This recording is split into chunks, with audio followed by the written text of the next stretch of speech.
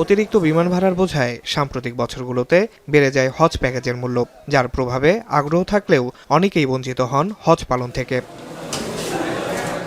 হজযাত্রীদের কিছুটা স্বস্তি দিতে গত বছরের মতো এবারও বিমান ভাড়ায় লাগাম টেনে 2026 সালের হজ প্যাকেজের মূল্য কিছুটা কমালো ধর্ম মন্ত্রণালয়।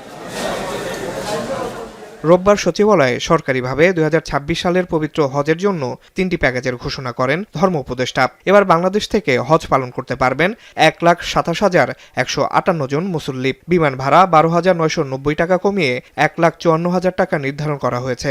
প্যাকেজের খরচ ধরা হয়েছে 6,90,597 টাকা। এটা আমাদের প্যাকেজ নম্বর 1 স্পেশাল প্যাকেজ।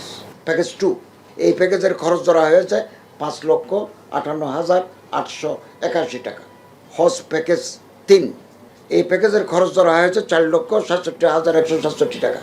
এছাড়া বেসরকারি ব্যবস্থাপনায় সাধারণ হজ প্যাকেজের মূল্য নির্ধারণ করা হয়েছে 5,09,185 টাকা। এজেন্সির মাধ্যমে যাওয়া হজযাত্রীদের চুক্তিমতো সেবা না দিলে কিংবা কোনো অভিযোগ পেলে বিধি মোতাবেক ব্যবস্থা নেওয়া হবে বলে জানান উপদেষ্টা। হজ এজেন্সি সমূহের জন্য বেসরকারি মাধ্যমের সাধারণ হজ প্যাকেজ শিরোনামে একটা প্যাকেজ আমরা নির্ধারণ করেছি। এই প্যাকেজের খরচ ধরা হয়েছে 5,09,185 টাকা। সরকার কর্তৃক অনুমোদিত এই প্যাকেজটি গ্রহণ করে এজেন্সি সমূহ অতিরিক্ত 2টি প্যাকেজ ঘোষণা করতে পারবে। একজন হাজি যখনই হজে যাবেন এজেন্সির সাথে তাকে চুক্তিবদ্ধ হতে হবে, কোন মানের হোটেলে রাখবেন, কত দূরে রাখবেন, কি কি ফ্যাসিলিটিস দিবেন।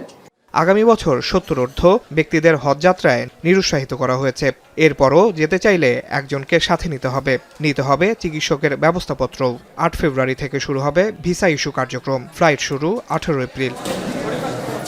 আসিফ ইকবাল খান, এখন, ঢাকা।